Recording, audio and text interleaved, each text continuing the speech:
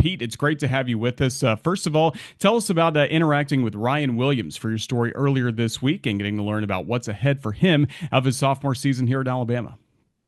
Yeah, it was a super interesting conversation with him coming off the news that he's going to be on the EA Sports cover. And, it was fun to hear him reflect on playing college football, the video game as a kid.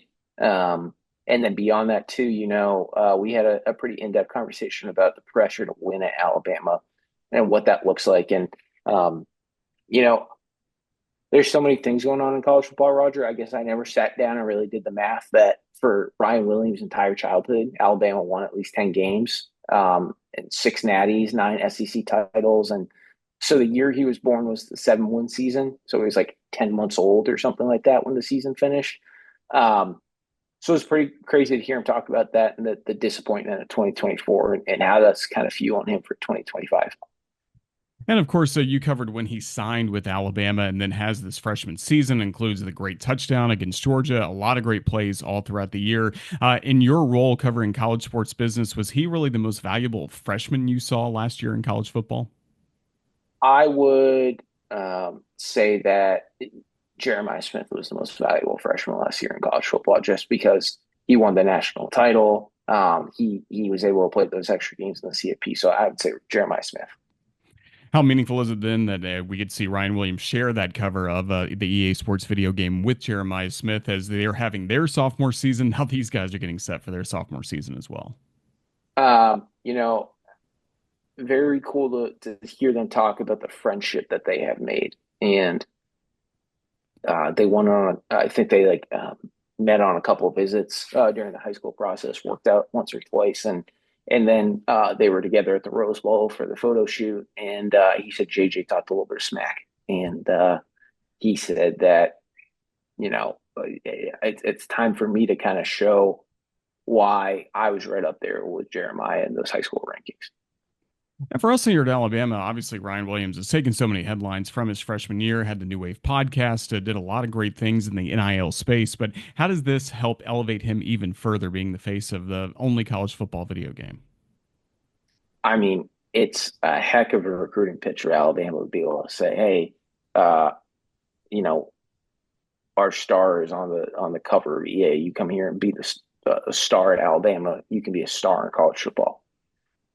And then what else did you learn in your conversation with Ryan about this football team for Alabama, the quarterback competition we've seen as everybody gets ready for what's coming up this summer and this fall? Yeah, we had an interesting conversation about that quarterback battle, and he didn't really reveal anything about who's going to start.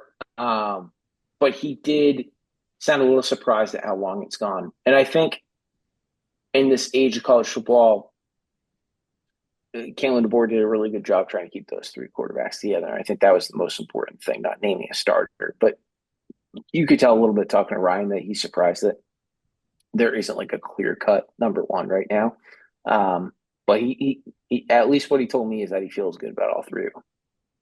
And then just everything you've learned about Alabama with what Alabama was able to do in the transfer portal, beefing up the roster for this year. Just what are your expectations for Kalen DeBoer in year number two?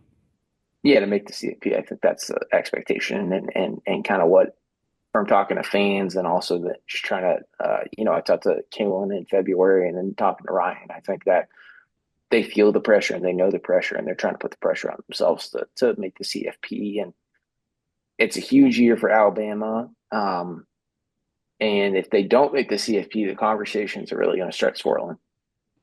Well, certainly Alabama fans hoping to make it back to the college football playoff coming up this year. It's been a crazy offseason of news. I feel like we're always saying that now in college sports, but for you Yeah. specifically, around one of Alabama's rivals, Tennessee, a few weeks ago with Nico Hmm. Iamaleava leaving the Volunteers, eventually transferring to UCLA. Just take us through what that was like a few weeks ago from your early reports to all of a sudden before the weekend came to a close, he was gone from Knoxville.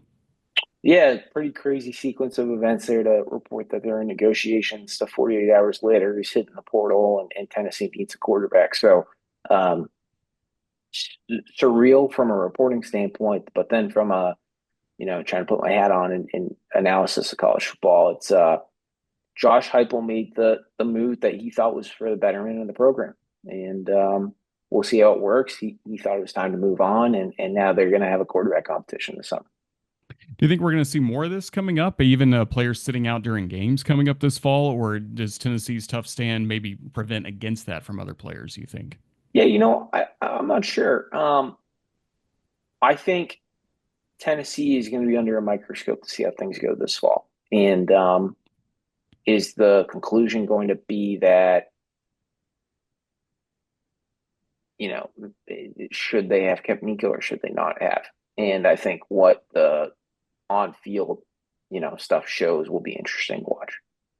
And then as we get ready for this summer in terms of the news and some of the off the field news, what are you really covering? What's your focus going to be before the season starts?